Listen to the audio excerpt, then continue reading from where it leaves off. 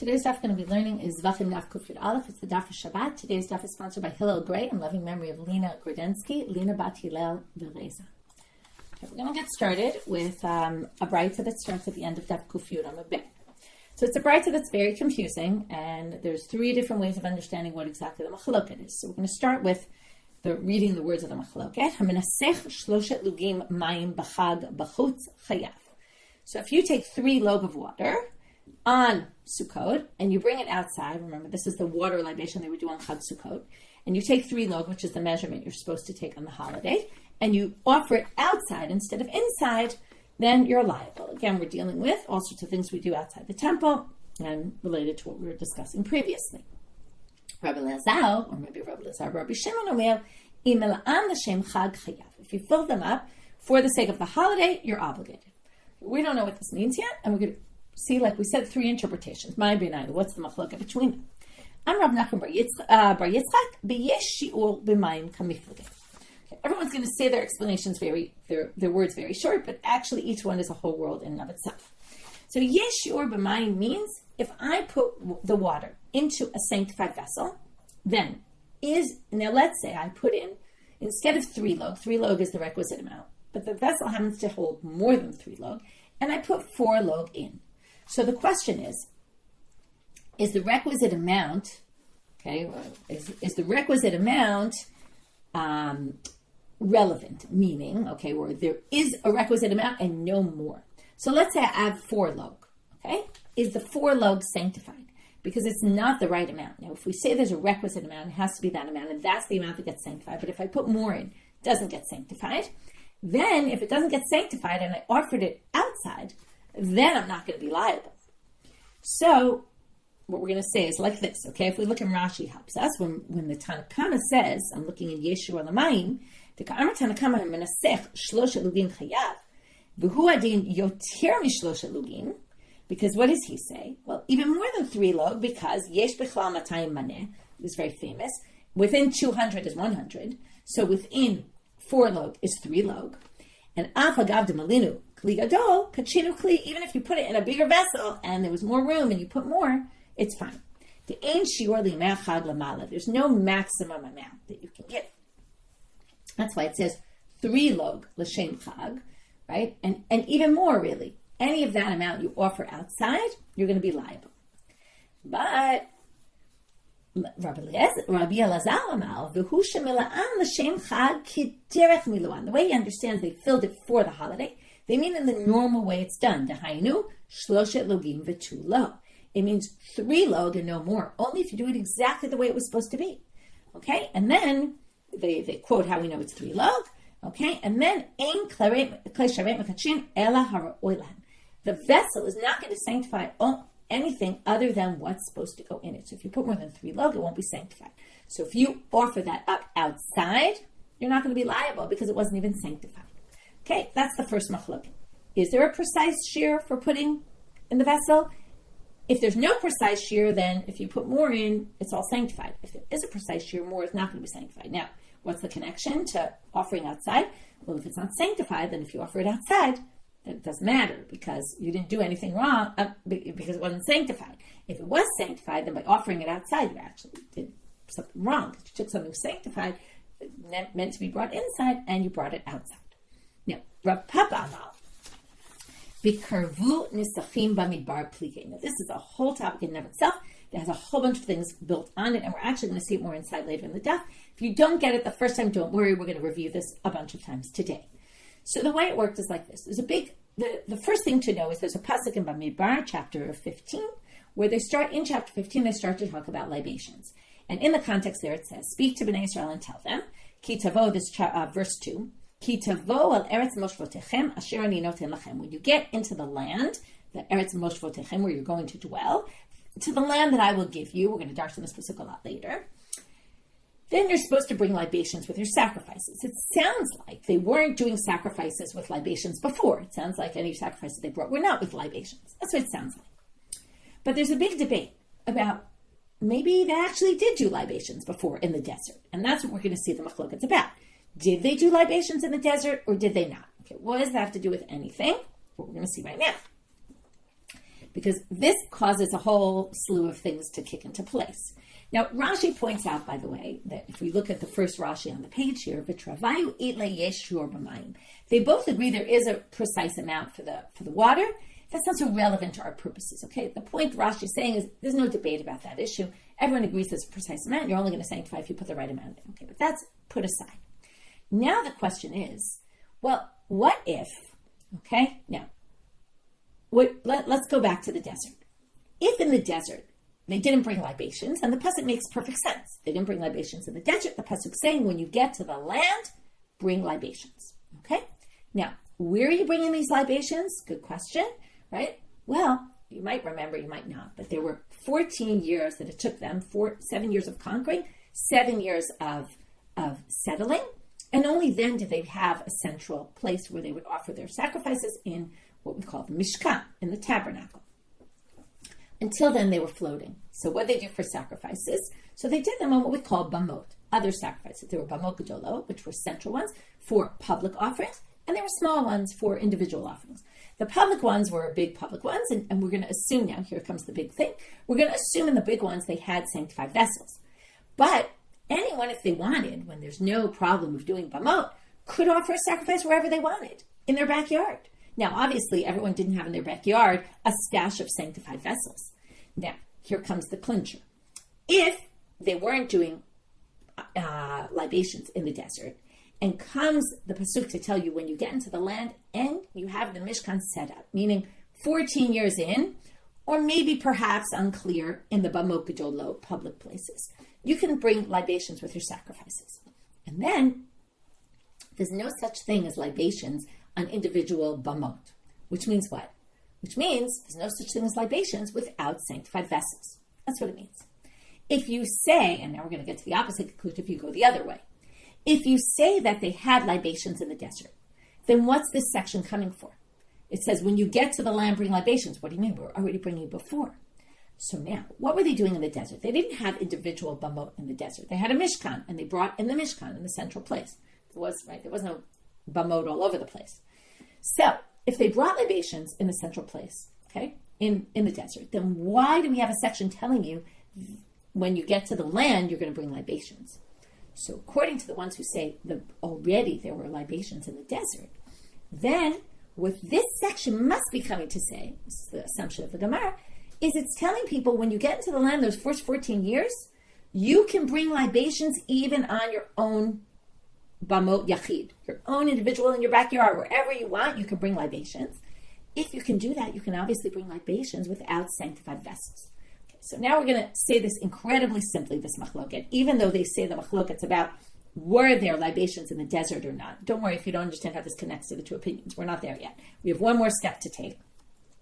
And it's amazing how in 4 words we can have a whole huge explanation to try to understand what this means. Now, if there's libations in the desert, or if there aren't, right, that leads us to this machloket, as we said. What's the section in Bamidbar talking about? In which case it means, were there actually libations allowed to be done in individual offerings, which means, can you do libations without sanctified vessels or not? That's the big question. Now, what are the ramifications for us? Well, if you can do libations not in a sanctified vessel, let's say theoretically in a bamot yachid, well, then you're liable for offering a libation that was put not in a sanctified vessel, that never went to a sanctified vessel. You'd be liable for offering it outside the temple. If you can only bring libations in sanctified vessels, option 2, which is, what do you mean? There were no libations in the desert, which means that this commandment was just when you get into the land and you have a central location, or only in the big public bamot could you bring libations, then the only way to do libations is in a sanctified vessel, which means that if I now offer a libation outside the temple, okay, not right, even when there's no permission to do bamot. But the question is there an action? Is the action of bringing libation in a sanctified vessel, is that necessary or not necessary? If it's not necessary, then I'm liable for offering it outside because I've done an action that theoretically I could have done properly, right? And let's say when there were no bamot, I could do it outside like that. So now that it's forbidden for me to do it in bamot and I do it outside, I'm liable. If you say there's no such thing, you can never bring it unless it's in a sanctified vessel. Then if I do it without a sanctified vessel, I've basically done nothing outside. And I'm not liable for that because I'm only liable for things that I theoretically could have done it a proper way somehow. So that's the machloka between them. Now, how do we see this in the words? Good question. So, Gimel logim l'shem chag, okay, and who matches what? That's the opinion that they did libations in the desert, okay? And what it's telling you is 3 log l'shem chag, if you bring them up outside, you're going to be liable, no matter what, even if it's not in a sanctified vessel. Mila'an l'shem chag, if we go with Rabbi Elazar, then if you filled it l'shem chag, chayav, that means if you filled it up in a sanctified vessel, you're going to be obligated. Again, it doesn't really say this. It's why it's a little tricky, but that's the way they explain it. Ravina Amar. Now, once you understand Rav Papa, Ravina is not going to be as complicated.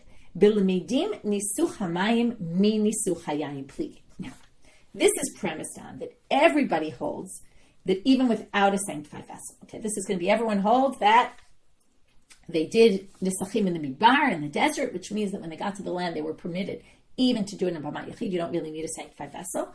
But the question becomes, okay, that is true for what? Let's just think about it. What did they offer in the bamot yachid? They didn't offer nisuch mayim. Nisuch mayim was unique halacha and sukkot. We only do that as a public people, as a nation. Okay, that's for the Jewish people, for the tzibur. But the nisuch hayayin, the wine libations, were the ones that they did in all these individual places. So now the question is, limidim nisuch hamayim nisuch hayayin pligi. Now, if we go back to the previous, they all agree with what we used to put in the name of Tanakama last time, which is, even if you offer it not in a sanctified vessel, it's still going to be liable if you offer it outside. You're going to be liable for that because you don't need sanctified vessels for, the bamot, so therefore you're liable for offering it outside the temple. But that's only wine libations. What about water? Water, it depends how you view it. Are we going to say, water libation, wine libation, let's learn one from the other? Or we say, no, water is public, and they only do public libations with sanctified vessels. So specifically, if you do the water libation and you don't put in a sanctified vessel, you're actually not going to be obligated.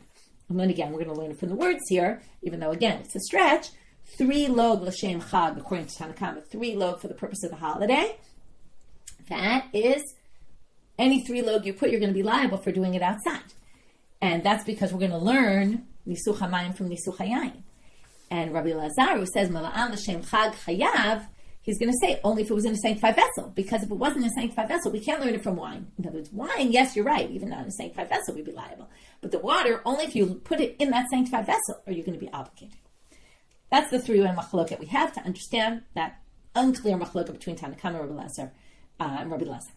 Or maybe Rabbi Elazar and Rabbi Shimon. Now we're going to have a machloket between Tanakama and Rabbi Elazar and Rabbi Shimon on a different topic, similar.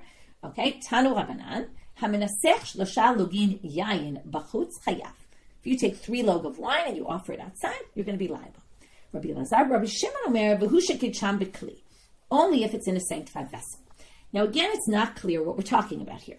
So my benayu. Now we're going to see what exactly is the difference between them, because they're assuming that even the Tanakama maybe, okay, we're going to see, maybe the Tanakama is also saying that it needs to be in a vessel. So why does Rabbi Elazar, Rabbi Shimon say only if you sanctify the vessel? So what's the machloket? Amarav Adabar Yitzchak berutzei midot ika benayu. When he says v'hu shekicham b'kli means only if it was actually sanctified inside the vessel and not if it was in the overflow, the part that poured out of the vessel. Okay, and Rabbi, when the Tanakama says menasech shlosha login yayin b'chutz, he means even the berutzei midot, because it was in the vessel, even though it's the overflow and it wasn't actually in the walls of the vessel, but it was kind of spilling out and never really went inside the walls of the vessel. That's still enough to say that this is sanctified, and then you're going to be liable if you, again, offer it outside. Whereas Rabbi Elazar, Rabbi Shimon says, no, only what was actually in the vessel, and not the overflow.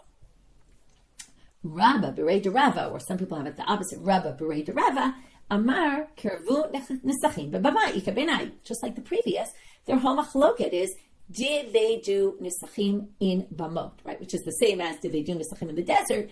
Right, again, if they did Nesachim in the desert, libations, then they that led us to say they then did the nisachim also in the bamot. And if you do nisachim in the bamot, then you don't even need a klei sharet, and then you read it as Tanna Kama, if you notice, never mentioned anything about a sanctified vessel. So when Tanna Kama says, if you take 3 log of wine and offer it outside, you're going to be liable, even if it wasn't a sanctified vessel. Because they did at some point in the bamot, they offered them without sanctified vessels, even on all the individual bamot they could. And Rabbi Elazar, Rabbi Shimon says, no, only if it was in a vessel. And then it becomes the same exact machloket that we saw in the previous. Again, according to the middle position of Rav Papa. Okay. Ubiplukta. Okay, so he said, that's the difference. Now we're going to see that there's 2 other machlokot that are based on this exact same thing. So first they're going to say one, and then they'll bring another. Titania. It says in the baraita, Bamat yachid einat tzricha nesachim, divrei Rabbi. If you bring a sacrifice on a private bama, one of these outside altars, in a time when you're allowed to bring them in altars, you don't need libations. Okay, they don't require libations. That's what we've said before. That's if you hold there were no libations in the desert, and then when they got into the land, they didn't do them unless it was brought in the Mishkan, or perhaps even on a bama gedolah, public one, but not in the private ones. The Chachamim amoraim tu'unan nesachim, and the rabbis say you have to bring libations. So now, according to Rava Bereda Rabbah, and according to Rav Papa, this same machloket between Rabbi Elazar and the rabbis, and Rabbi Elazar, Rabbi Shimon, and the rabbis, is the same machloket between Rabbi and Chachamim, because it's all about, were there libations on the individual bamot? And if there were, that means you don't need sanctified vessels. If there are, you do need sanctified vessels. Okay? I hope I said it right. If there were in the bamot, then you don't need sanctified vessels to do your nesachim. And then, again, here they're not talking about how that affects offering it up outside the temple, but that's our issue. So then offering it outside the temple without sanctified vessels would still be problematic. According to the ones who say it needed, that you didn't need libations you didn't bring libations at all, that's Rebbe, right? Bamot Yachid doesn't need libations, and they didn't do them at that time, meaning the only way to do libations is with sanctified vessels. So if you offer it now without a sanctified vessel, you're not liable. And like I said before, there's 2 machlokot name about this, 2 additional ones, Hanei Tanai, Kahanei Tanai. They also fit in with this. This is why I told you we're going to repeat it a bunch of times. Titania. It says in a baraita, Kitavo. This is the pasuk I mentioned before in Dvarim chapter 15, verse 2. When you get to the land, Lahatinat Nesachim. What's the purpose of this pasuk? So according to this first opinion, Lahatinat Nesachim and Bama Gedolah to tell you that you're supposed to bring libations only in the public spaces. Okay, now the question is, so now they're going to ask, because even though they said it, maybe it means even on the smaller, private, individual ones. Well, you're going to see how they darshan it. To the land of your settlements where I'm going to give to you. Now, lachem is plural you. It's talking about where I'm giving you as a general people, as a community. Meaning I'm only talking about in the public bamot. Divrei Rabbi Ishmael. Rabbi Akiva omel, right? And that's going to fit with Rebbe. You need klei sharet, right? Can't do without klei sharet. And a bamot yachid doesn't do bamot, right? And that means, again, how does this connect to the desert? Because if they're saying in Bamat Zibur, what it means is they didn't have anything until then. And what they're saying is now you can start bringing libations with your sacrifices. Rabbi Akiva omel, ki tavo latina nesachim bebamak tana ketum daber. Here's the other opinion. Rabbi Akiva says it's actually on the small bamot, on the individual ones. Again, meaning you don't need sanctified vessels then. And meaning they already were doing it in the desert, but that was only in the big one, right? The center in the Mishkan. And the Chiddush now, the new halacha is, now that we're in the land, you can even bring it wherever you want. Okay? But they ask about Rabbi Akiva, how do you know it's bamak tana and akdolah? And we're going to basically use this as a way to say, where's his proof? Notice what it says, to the land of your settlements. What does that seem to indicate? This must be talking about bamot that's in all your settlements, not just in the big ones that are in central places, but even if you live out in the boondocks, also there. Now, here they're going to tell you, which we can already connect these dots, Kashatim Salomar, the Divrei Rabbi Ishmael, Lo Kirvu Nisachim B'Midbar, the Divrei Rabbi Akiva, Kirvu Nisachim B'Midbar, and then we connect all the dots, right? You can see from Rabbi Ishmael, he must hold the fact that he said that this pasuk was telling you specifically, Bama, public bamot, It means they weren't doing nisachim in the desert, and that's what they're being told now. Now you can bring nisachim with your sacrifices. And the Divrei Rabbi Akiva, who said now they're telling you even on individual places, it's because they were already doing before. And the reason this pasuk says when you get to the land, because all of a sudden when you get to the land, you can now bring in individual places. And that closes up the sugya. So what we saw here was 3 different opinions of how to understand the machloket between Tanakama and Rabbi Elazar. And then we suggested 3 different ways of understanding the machloket. One of them had to do with this issue of libations in the desert. And the machloket about them again is when you're liable for offering libations outside the temple. But from there it got to all these other issues. Okay, we have 3 different topics. One of them being this thing of nisachim brought in the desert, which had all sorts of ramifications. And from there we got to another machloket, which seems, again, according to at least one of the 2 interpretations, it has to do with the same topic. And then we brought 2 more baraita, which showed Tanaitic sources, Tanaitic machlokot, debates between whether there were libations in the desert, whether there weren't, and whether you can bring libations without, in the individual bamot or not, and all that. Okay, now we're going to move on. Rabbi Nechemia Omer, Shirei Adam Sheklivan Bachutz Chayav. We're going back to the Mishnah. Rabbi Nechemia says, the remainders of the blood that you slaughter outside, if you take the shirayim, and you take the shirayim and you bring them outside and offer them up on an altar outside, you're liable. So, Amar Rabbi Yochanan, Tana Rabbi Nechemia, Kedivrei HaOmer, shirayim ma'akvin. Comes Rabbi Yochanan and says, if he's going to say you're liable for bringing it outside, it must be he holds that shirayim are ma'akvin. They prevent you from fulfilling your obligation. Okay? Now, one second. I just want to see. Okay. Now we're going to bring a baraita that contradicts. So basically we're going to assume that the reason why he says shirayim brought outside, you're liable for them, the shirei adam, the remainders, must be that he holds the shirayim are essential. Okay, even though in general we learned the shirayim are not essential, although you might remember there was this opinion about the differentiating between the sin offerings offered on the outer altar and the sin offerings offered on the inner altar. If you remember, we suggested that the sin offerings offered on the inner altar, some people say that the shirayim there are essential. Okay, we're going to come back to this very shortly. So, Tevet. Now we're going to have a difficulty. If we assume that Rabbi Nechemia said the shirayim that you offer outside are liable, is because, according to what Rabbi Yochanan said, it's because he holds that shirayim are essential, and that's why if you offer them outside, you're liable, because if they weren't essential, you wouldn't be liable. Well, that's going to contradict the following source, Tevet. In this source, we're going to have Rabbi Nechemia saying the same thing, but then we're going to have a discussion between him and Rabbi Akiva, who disagrees. Rabbi Nechemia Omer, Shirei Adam Sheklivan Bachutz Chayav. If you take the remainder and you offer them outside, you're liable. Amar Rabbi Akiva, V'halo Shirei Adam Shirei Mitzvahim. But they're remainders of mitzvot. You're not going to be liable if you offer them outside. Amar lo Evarim Uptarim Yochichu Shehem Shirei Mitzvah V'makrivan Bachutz Chayav. So what does Rabbi Nechemia say to him? What do you mean? I'll give you another example of a remainder of a mitzvah, or a mitzvah that's not essential, and you anyway are liable for offering it outside. What's that? Ha'ala b'chutz, burning parts of the animal on the altar. If you burn the parts of the animal on the altar in the temple is an important part, but it's not necessary. If you don't do it, you fulfill your obligation. That's the ivarim darim, the parts of the body of the korban olah.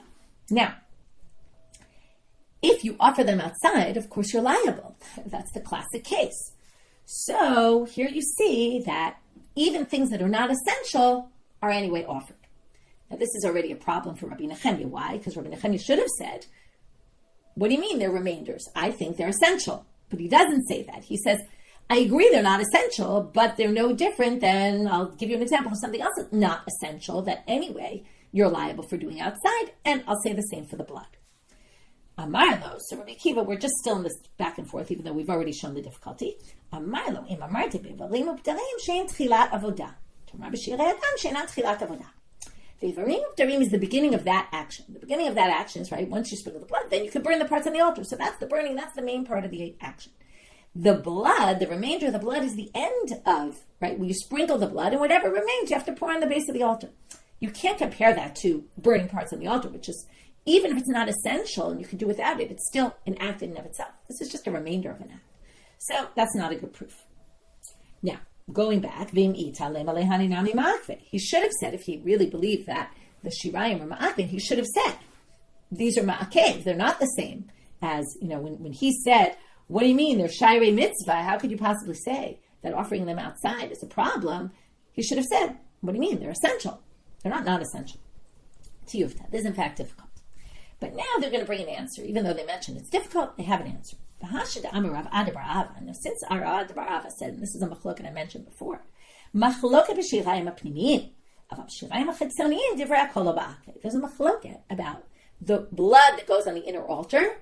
When you have the remainder, do you have to put them on the outer altar, or is it not essential?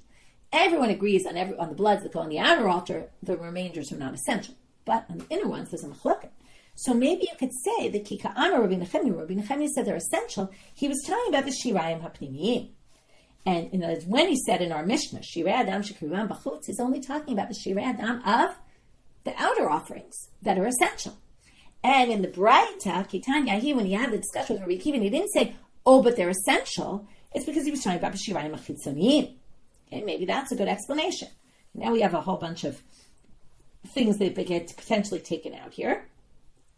But you could say, okay, if you want to read this for a minute, Rabbi Akiva, I have it in parentheses, but let's just read it for a minute. Lo yadamai ka'amar Rabbi Nechemia. Okay, let's just not read those words because those words really don't work. But they're going to say, if Savar Rabbi Nechemia shirayim achitzoniyim amar, that's Rabbi Nechemia. It's hard to read this in the words. It's not very clear, but there's a problem. That's why they take out these words. But what basically they're going to say is that you could say that Rabbi Nechemia says shirayim achitzoniyim. In other words, if you can't say that Rabbi Nechemia was talking in our case about shirayim apnimiyim, and in the other case talking about shirayim achitzoniyim, because it starts off with Rabbi Nechemia's statement, Shirei Adam Shekrivan B'chutz Chayav, which is pnimiyim. And if when Rabbi Akiva started saying, oh, but they're remainders, what should Rabbi Nechemia have said back? He should have said, Rabbi Nechemia Shirayim Chitzoniyim Amar v'kamahadu Shirayim Pnimiyim and kamahadu Shirayim Chitzoniyim. In other words, it doesn't make sense to say that it starts off and Rabbi Nechemia says his law about the ones on the inner altar, and then Rabbi Akiva says, oh, but they're not important. Rabbi Nechemia should have said, but I'm not talking about those. I'm talking about the ones that are important. I'm not talking about the outer ones. I'm talking about the inner ones. So that's a bit of a problem. Again, there's a problem with the words here and how it says it, but we're going to leave that because anyway, they're all in parentheses here. But then they say no, because why did Rabbi Nechemia start with pnimiyim and then respond to Rabbi Akiva about the chitzoniyim? And really, that doesn't make any sense. Because lidvarav de Rabbi Akiva kamal. What he was saying is, I think shirayim pnimiyim are essential. You don't agree with me about that. So I was talking about the ones inside, which are essential. You're asking me about, but they're only remainders. So he could have answered, that's not what I was talking about. But what he's trying to say is, even according to you who think they're remainders, that claim is not a good claim because look at the Ivarim Uptarim. They're remainders and yet you're liable for bringing them outside. And for that, Rabbi Akiva had a retort because he said it's not the same kind of remainder. This is the remainder that's the beginning of an action and the blood is the remainder that's the end of an action. And don't question me. But at least now you can understand how he was, why it works to say that he actually was talking about, and then you're limiting. Because when Rabbi Nechemia in the Mishnah says the remainder of the blood that you bring outside, you're liable for, is only going to be in the Chatzot HaPnimiyot, the Seir and the Par of Yom Kippurim and the Par of Davar Shel Tzibor and those kind, only there because they're essential. Does Rabbi Nechemia think that if you offer them outside, you're going to be liable? The rest of the remainders that just get dumped at the bottom of the base of the altar from the regular korbanot, you wouldn't have that halacha. Okay, new Mishnah. Okay, I want you to visualize. I wanted to make a presentation, but I didn't have a chance. But I want you to visualize, okay, there's going to be 4 cases. The first case is going to be, we're going to do 2 for malika and 2 for shchita. Okay, how did you kill the bird? Did you do malika or shchita? Remember, malika is what you do in the temple, shchita is what you do outside the temple. And we're going to have where you did first the slaughtering or malika inside, and then you offered it outside, right? You burned it outside, or you did both actions outside. So we're going to have for each case, first starting with malika, 2 cases. One where you were inside for the slaughter, for the malika, outside for the burning, or you were outside for both. And then we're going to do the reverse when it comes to shchita. You might remember, shchita chutz, what did we learn? You're only liable if you slaughter it outside, even for the bird. Even though malika is the way it's done in the temple, it's the shchita that you're going to be obligated for doing outside and not malika. Okay, so we're going to see that now. If you did malika inside and then offered it outside, chayav, you're going to be liable for what? For offering it outside. But okay, now malak. Okay, but you're not obligated for the slaughter, and the slaughter was done perfectly well. So in that case, you're going to be obligated. Malak b'chutz v'hela b'chutz. But if you did the malika outside and then you offered it outside, you're patur. patur completely. Why are you patur completely? You're not chayav on hala'ah b'chutz. Why? Because you didn't do shchita. You're only chayav if it was slaughtered. You did malika outside. Now, malika outside is a non-valid action. It's nothing. You're not allowed to do malika outside. You basically killed the bird you made it in a nevela because you did the wrong action to it. You didn't slaughter it. So if you're going to offer that outside, well, that's completely disqualified beforehand. So you're not obligated for shchita outside because you did malika, not shchita, and you're not obligated for hala'ah outside because you did malika to it, not shchita. Right? You did the malika outside, and malika outside is completely disqualified. Now, let's go to shochet. It's going to be the complete flip. If you shochet it out, you slaughter it outside, you're completely exempt. Why are you exempt? Because you're not allowed to slaughter an animal in the temple. So what were you doing slaughtering an animal in the temple? You disqualified it. So now when you go to bring it outside, it's already completely disqualified. You didn't do anything because you took something completely disqualified. Shachat b'chutz, turning out on a bed, if you slaughter outside, behelam b'chutz, and you also offered it up outside, chayav. Well, that's your classic case. Remember, the Tanakhama and Rabbi Yochanan debated this. Rabbi Yochanan didn't agree, but you're going to be chayav on both slaughtering it outside and for offering it outside, even though it's kind of ironic because you're supposed to shach the bird, you're supposed to do malika to this bird because it was a sacrifice. But you did shchita, but since shchita b'chutz, that's the action that's problematic here, shchita. So shechting it outside, offering it outside, you're going to be liable. Now, nimtza, here comes the catchy phrase, nimtza derech hechshero b'fnim p'turo b'chutz. The way you do the hechsher inside, which is malika, actually exempts you if you do that action outside. That was case 1 and 2. Case 1 is you did the malika inside, but even though inside it's the proper action, if you then offer it outside, you're going to be liable. But if you did the malika outside in the first place, which you can't do it outside, right? That's going to be, it's p'turo b'chutz. You're now going to be exempt for offering it outside. Okay, you have a problem because you did malika to a bird, korban, which you're not supposed to do, but you're not obligated for offering it or slaughtering it outside. And derech hechshero mi b'chutz, the way it's going to be kasher mi b'chutz. Now, this is a strange language. It doesn't mean kasher, it means obligated. This could be legitimate. In other words, it's going to be shchita chutz, outside using shchita, where you slaughtered it outside. This is case 4. You slaughtered it outside and then offered it outside, is going to be p'turo mi b'fnim. It's going to be exempt, though, if you did that same action inside. If you slaughtered inside, you're actually going to be exempt. So that's the catchy phrase to understand what this Tanakhama's opinion is. Now I'm going to read you Rabbi Shimon and the Mishnah, but we are completely not going to understand it right now. I'm just going to read the words and maybe try to a little translate them, but that's it. And we're going to have to wait for the Gemara to explain what Rabbi Shimon said. Rabbi Shimon Omer, Kol shechayavim ala b'chutz, chayavim al kayotzi bo b'fnim, she'ala b'chutz. There's a case where you're liable outside, and you're going to be liable on the parallel case inside that you offered outside. Okay, again, we don't really know what this means. But chutz mean, but I'm not talking about the case of hashochet b'fnim uma'ale b'chutz. But you're not going to be liable in the case where you slaughtered it inside and offered it outside, even though theoretically that kind of fits the model that he just said. You're going to be liable outside for shchita. Let's just go back to the words. Kol shechayavim ala b'chutz. You're going to be liable outside for the shchita. So you're going to be chayavim al kayotze bo b'fnim. You're going to be liable if you did the same action inside. That would sound like he's saying if you slaughtered a bird inside and offered it outside, you're going to be liable. Which Tanakhama said no. But he says that's not the case I'm talking about, so super confusing. Okay, so the first thing the Gemara deals with is the language of that quip that they said at the end of the Tanakhama. It's not if it's kasher. He was specifically talking about when it said derech hechshero mi b'chutz p'turo mi b'fnim. It's not hechshero mi b'chutz when it's good. It's actually when it's bad. When it's classic case of shchita chutz that you're going to be liable karet for. So why would you call it a hechsher? It's actually a chiyuv. You're obligated in that case. So t'nei chiyuvo. Change the word to derech chiyuvo mi b'chutz is p'turo mi b'fnim. The way you do it outside, when you're going to be obligated, shchita outside, then hala outside, is the way you're going to be exempt if you did the same thing and started with the slaughtering inside. Because again, slaughtering inside has no meaning, completely disqualified. If you offer it outside, you're not going to be liable. Now we're going to deal with Rabbi Shimon. And we're going to go through, we're going to ask about which case he's debating. Now again, there's 4 cases, 2 for malika, 2 for shchita. The order is malika inside and offering outside, or malika also outside. And again, we had the first case, malika inside, and the offering outside is chayav. The whole thing outside is patur. And in shchita, it's the complete reverse. Shchita inside and then offering outside, you're not obligated. Shchita and offering outside, you are obligated. Okay, so we're going to basically go through all 4 cases and say, is he disagreeing with case 1, 2, 3, or 4? Elam, and we're basically going to say it doesn't sound like he could disagree with any of them. Ilema a reisha kai on the reisha hamolek of bifnim ve'ala b'chutz chayav. So you did malika inside, you offered it outside, you're liable. Malach b'chutz ve'ala b'chutz patur. But then, if you do the whole thing outside, you're exempt. V'amar Rabbi Shimon comes to say what? Ki hecha de b'fnim mechayev b'chutz nami mechayev. Maybe he's saying, just like you're chayiv in case 1, you're going to be chayiv in case 2. So basically what he's coming to disagree about is when you do malika outside and offering outside, maybe you're obligated. Against what Tanna Kama said you're not. So he's disagreeing here about case 2. But what's the problem?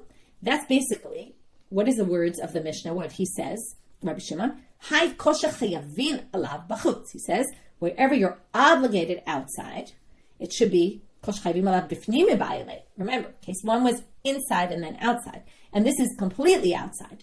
And what we want to say is completely outside, you're going to be obligated. But then it should say, wherever you're obligated inside, you're obligated for the parallel case outside. And that's not what it says. It says, wherever you're obligated outside, you're obligated inside. So that doesn't match. So maybe you switch it. Maybe what it means to say is, where in the case 2, you're going to be exempt, because you did the malika outside, which there's no chiyuv for malika outside. Maybe when you do malika inside, and then offer it outside, maybe you're exempt. Right? B'fnim nami lo b'chayev. And as we're going to learn the pnim from chutz, which is what the language of the Mishnah said. But it's not. Because what did the language of the Mishnah say? We want to say, just like you're exempt outside, you're going to be exempt if you did the malika inside. But it says, kosher ein chayavim ala b'chutz mibayile. It said, remember it said, when you're obligated outside, you're going to also be obligated inside. This is when you're not obligated outside, you shouldn't be obligated inside. So if you want to say the case 1 is going to switch from chayav to patur, the language doesn't match that either. So maybe it's time about the last case, okay, the last slew of cases. And now we're going to go through 3 and 4, which we already know it can't disagree with one of them because he said specifically, I don't disagree with that case, okay? So let's go, right? That was case. Chutz mi, what did he say? Hashochet b'fnim u'ma'ale b'chutz. Case 3 he already said explicitly, I don't disagree with. So it definitely can't be that one. Hashochet of b'fnim ve'ala b'chutz patur. They're just going through the second case, okay? The second slew of cases, case 3 and case 4. If you slaughter the bird inside and then offer it outside, you're exempt because you did slaughtering inside, which is not right proper slaughtering because you had to do malika. Shachat b'chutz ve'ela b'chutz, but if you did it, all the actions outside, you're chayav. V'amar Rabbi Shimon ki hecha de b'fnim lo mechayev. Okay, he's going to learn about case 4 now. Just like when you slaughter inside, you're not going to be obligated, b'chutz nami lo mechayev. Okay, you're also not going to be obligated outside. But what's the problem? Remember, what did the Mishnah say? Rabbi Shimon said, when you're obligated outside, we're going to obligate you inside. This is when we exempt you outside, we're going to exempt you inside. I'm sorry, when we exempt you inside, we should exempt you outside. So that definitely doesn't match. It should say, when we don't obligate you inside, we shouldn't obligate you outside. We should exempt you in case 4. But that's not what he says. And that's not what Rabbi Shimon says in the Mishnah. Now let's go to case 3, where now that would work, right? Where you're chayav, you're chayav outside. Bifnim nami mechayev. We should obligate you inside, and that's going to fit perfectly with the wording of kol shechayavim b'chutz. You're chayav kayotze bo bifnim. This is the case we said was the most intuitive. If you're going to be obligated if you do the slaughtering outside, then we're obviously going to obligate you if you do the slaughtering inside and offer it outside. But hakatane, but that doesn't match the next line of the Mishnah. Chutz min hashochet b'fnim v'amala b'chutz. That's not the case I disagree with about. So that doesn't work. Okay, that was case 3. So we're stuck. Amr Ze'eri, we're going to have 2 possible answers. Shchita behema balayla ika benayu. Okay, we actually have 3 answers, I believe. I have to remember, but we'll see when we go. Shchita behema balayla ika benayu. The difference between them is if you slaughter the animal at night. He's now adding something it didn't say in the Mishnah. The Rabbi Shimon is switching the case a little. He's talking about slaughtering at night. Now, this is going to go back to 2 cases we saw back on Daf Kufchet. Okay, slaughtering at night and not putting in the klei sharet, the blood in the klei sharet. Kachi kamar. V'chen hashochet behema b'fnim balayla ve'ela b'chutz patur. Okay, if you offer the animal inside at night, though. Okay, you slaughter the animal inside at night and then offer it outside, you're exempt. But shachat b'chutz, why? Because you completely messed up. Right, this is an animal. You slaughtered an animal. By the way, switching from bird to animal here. Slaughtered an animal inside at night and then offered it outside, you're exempt. But shachat, why? Because you ruined the shchita, right? Shchita at night is no good. But shachat b'chutz balayla ve'ela b'chutz chayav. But if you slaughtered outside at night and offered it outside, you're obligated. Why is that? Because when you're outside, there's no law. You're not supposed to slaughter it outside. You're not supposed to slaughter it at night. You're not supposed to slaughter it at all outside. So what's the difference whether you slaughter it during the day or slaughter it at night? You're going to be obligated no matter what because you did the action of slaughtering outside. There's no rules that slaughtering outside has to be during the day. You're not allowed to slaughter ever. So there's no difference whether you do it in the day and the night. And on that point, Rabbi Shimon disagrees. Okay, Rabbi Shimon Omer. Now, obviously, we're adding more things into here because the rabbis never said this in the Mishnah. But they're adding words and saying, because really the Mishnah makes no sense without adding something. So Rabbi Shimon then says, what do you mean? Okay, ve'ela b'chutz,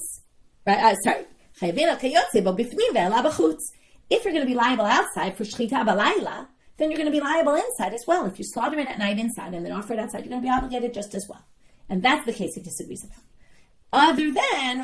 There's one case where we're going to have an exception to the rule. Now it makes sense why you brought in this Mishnah. Because he wanted to say, you were talking about birds. I agree with you about that bird case with the malika, with the shchita. If you're shochet, there's only one case where it's not going to be like that, where you're going to actually be obligated for doing an action outside and you won't be for inside. And that's because the whole bird thing is a weird thing, because shchita normally isn't done inside, but it is the way you're obligated outside. So that's option one. Rav Amar Kabbalah b'klechol ikabenayu. It's going to be the same idea, really, just like we had those two before, and they were very similar. Hachi kamar. So now, Tanakama is saying, and also, if you accepted it in a non-sacred vessel inside and then offered it outside, you're going to be exempt because you didn't do any real action inside. It was already completely disqualified. But if you did it in a non-sacred vessel outside and offered the blood outside, and then you did the slaughtering outside, caught the blood outside, not in a sanctified vessel, and offered it outside, you're going to be obligated because, again, there's no rules outside. You're not supposed to do it outside. Oh, who cares how you do it? Rabbi Shimon, no. Only if you're obligated, if you're obligated for doing it inside, then you're going to be obligated for doing it that way and offering it outside. Chutz mean, right? So you're in both cases. I'm hoping I was clear about this. In both cases, Rabbi Shimon is actually going to say, I think I said the reverse before, I hope I didn't, you're not going to be obligated on either of these cases in the temple. If you did it outside that way, inside that way, you're also not obligated outside that way. Right? So let me just get it. No, you are. No, I did say it right the first time. Now I'm getting confused. You're going to be obligated for doing it inside and offering it outside in those cases. Sorry, for a second I got confused. Apologies. Let's just go back. You are going to be chayav on that. Okay? Chutz means, so even if you did it inside in the completely incorrect manner, not in a sanctified vessel, you're obligated anyway if you offer it outside. The only exception is that bird. Now we have one other explanation. Okay? There are three. If you do malika on a bird inside and then offer it outside, you're liable. That's the same. Malak b'chutz ve'ala b'chutz patur. If you do malika outside and offered it outside, you're exempt because you did malika. If you're Rabbi Shimon mechayev, but Rabbi Shimon actually obligates in this case. So now they're going to say Rabbi Shimon hatam kai utane kol shechayavim alav b'fnim ve'ala b'chutz chayavim alav b'chutz. Now he's going to change the words and he's going to say that's what Rabbi Shimon was talking about. It's not kol shechayavim alav kol shechayavim alav b'chutz. You're chayav kayotze b'fnim. It's kol shechayavim alav b'fnim ve'ala b'chutz. You're chayavim alav b'chutz. In other words, if you do it inside, again, what does he say? If you're going to do it inside malika and be chayav and halal b'chutz, but if you did malika outside, you're also going to be chayav. Okay, and then he just switches the words. So everybody has to switch some of the words to get to this. And with that, we end that section. Now we're going to start with the Mishnah. Chatat shekibel dama b'kos echad. Okay, we're going to learn the whole Mishnah today, and with that, we'll finish. Chatat, that you accept the blood in one cup, and then natan b'chutz, v'chazar v'natan b'fnim. But first you offer the blood outside. So you're obligated, obviously, for offering the blood outside. Who cares that after you brought it inside, you did offering it outside? Bifnim v'chazar v'natan b'chutz chayav. And if you did it inside first, and then you also offer blood outside, you're also obligated. Shekulo ra'oi bifnim, because it's all supposed to go inside. Ki be'adama b'shnei kosot. If you took it in two different cups, though. Now, if it was all in one cup, the remainder, the shirayim, by the way, in the first case, the remainder was what you took outside. Now, this is Rabbi Nechemia, who said even the remainder, you're going to be liable outside. If natan b'chutz, so you now have two cups. Natan shnihem b'fnim patur. Okay, that's obvious. You didn't do anything outside, so you're obviously fine. Shnehem b'chutz, if you brought them both outside, you're chayav. Because you brought one, you ruined the blood for that. You're still, the second cup you should have brought inside now, but instead you brought it outside. Both were supposed to be brought outside, and therefore you're liable. If you did one inside, and you already fulfilled your obligation, and then you did one outside, well, you're done already, and that's not the remainder, because it's in a different cup. Let's say first you brought one outside, so you're obviously obligated on bringing it outside. The second one that you do inside now actually works, though. It didn't ruin the blood on the inside. Now we're just going to have a comparison, and we'll finish with this. If you designate an animal for a sin offering, and then you lost it, and then you brought another one in its place. And then you find the original one. We've talked about this many times. And now they're both before you. So, patur. Well, you're not obligated on bringing it outside because you didn't bring it outside. So we just mean you're exempt from bringing it outside. That's kind of irrelevant. They just bring it for the comparison. If you brought them both outside, you're chayav. Because again, you bring one, the other one's still obligated to be brought because the first one you brought outside, you ruined it. So the second one, theoretically, is supposed to bring inside. When you bring it outside, you're now obligated again. If you do one inside and then the second one outside, you're exempt because the second one was no longer relevant for the korban chatat because you already achieved your goal with the first one. And if first you did one outside and then you're chayav al-chitzonav v'apnimim mechaper. The first one you're going to be liable for bringing outside, and then the second one you actually atone with it. Now, when you sprinkle the blood, this is going to exempt the meat, meaning it's going to remove the me'ila obligation on the meat. So, kach hi poteret et basar chaverta. Okay, what does this mean? This means that when you have two of these sin offerings and you bring one, okay, so now the blood of one is going to basically, when you bring the blood, it removes the me'ila off of the meat. Even when you have these two, the me'ila, even the one that was brought outside, when you do the one inside, it actually removes the me'ila off the meat outside. Now, it's true, it's already problematic that you brought it outside, but there's no me'ila on it, misuse of consecrated property, because now the sacrifice was atoned for inside, so it removes the me'ila on the other one. That's a complete side point. Okay, very quick review, as usual, a long daf for these dapim, but we have really today a lot of machlokot that we didn't really understand what they meant. We have many different explanations. Two different machlokot of Rabbi Elazar and either Rabbi Elazar, Rabbi Shimon, or Rabbi Elazar and Tanakama, and they seem to be possibly, okay, there were three explanations for the first one about the nisuch hamayim, then there was the nisuch hayayin, and there were two explanations of that one of them matched the previous one of Rav Papa. We saw a bunch of machlokot tanaim about that, about the libations in the desert and all that. Then we have Rabbi Nechemia, who explained, right, we had some difficulty with contradiction, but we resolved it.